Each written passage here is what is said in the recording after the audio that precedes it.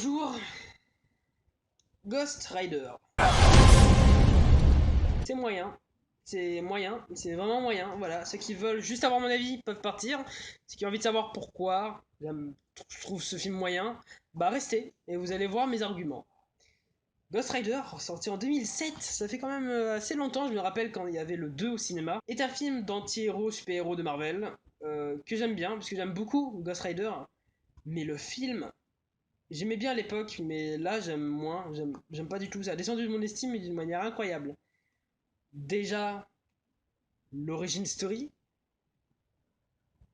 que j'aime énormément, mais qui fait beaucoup film de super-héros classiques des années 2000. Genre un peu à la Spider-Man, ou... Ouais, c'est Spider-Man. Hein. C'est littéralement Spider-Man. Hein. Il y a une inspiration Sam Raimi, Spider-Man derrière Ghost Rider. Ouais, je dis ça, je dis rien. La musique est oubliable, j'ai retenu rien de la musique, c'est assez ballot. Je crois qu'il fait le café la musique, mais je suis même pas sûr que la musique fait bien son café. Le film, j'aime moyennement parce qu'il y a déjà beaucoup de blagues, qui est assez ballot parce que quand on parle de Ghost Rider, de démons, de l'enfer, de Satan, de tout ce que tu veux, c'est assez ballot qu'il y a des blagues dedans.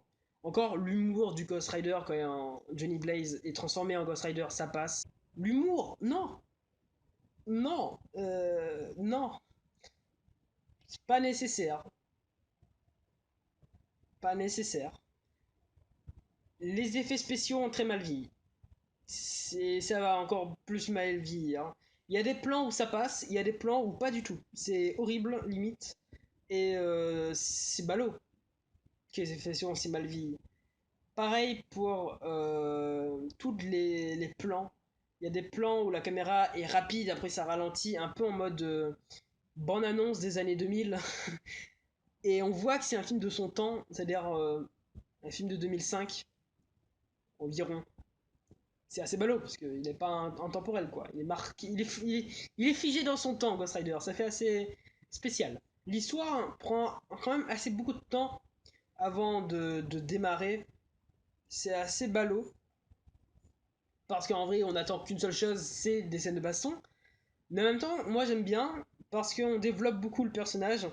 Enfin, on essaye de développer parce que j'ai l'impression que pendant 40 minutes, on nous apprend la même chose sur le personnage, ce qui est assez ballot. C'est tout. C'est pas ouf quoi comme film. Je trouve que les pouvoirs du Ghost Rider est pas si bien que ça utilisés.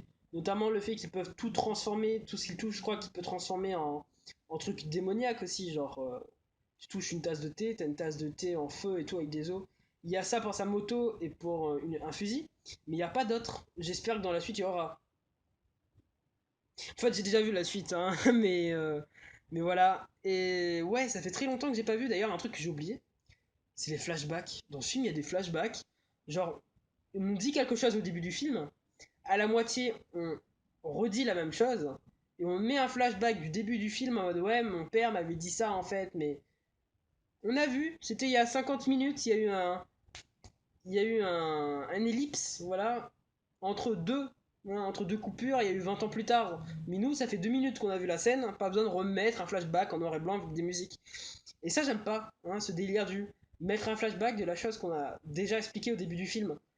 Genre, on a suivi le film, on a regardé le film, on sait ce que ton père a dit avant de mourir, pas besoin de remettre ça dans le film.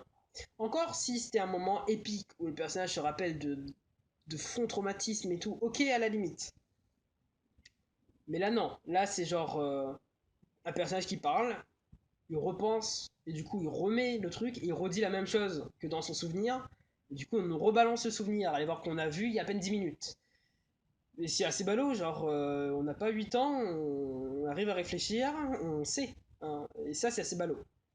Du coup oui, ça a très mal vieilli, la musique est oubliable, les acteurs, pareil. Nicolas Cage, c'est pas un acteur que j'apprécie.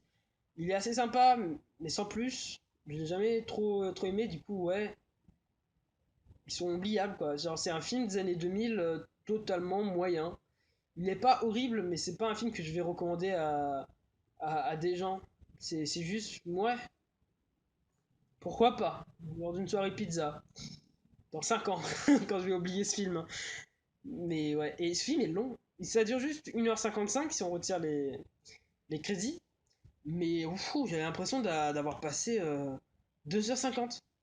Le film est méga lent. Il est lent, il est très très lent. C'est vraiment parce que les personnages, quand ils parlent, il y a très peu de coupures. Et avant d'avoir une scène d'action, il faut attendre. Ce qui fait que la sensation de lenteur dans ce film, il y en a.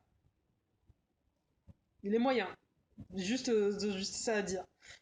Mais heureusement, voilà, c'est pour une petite capsule temporelle. Comme ça, si dans 5 ans je me suis dit, ah, c'est quoi j'en pense de ce film, je pourrais cliquer sur la vidéo et voir ce que j'en pense. Ce que j'en pensais.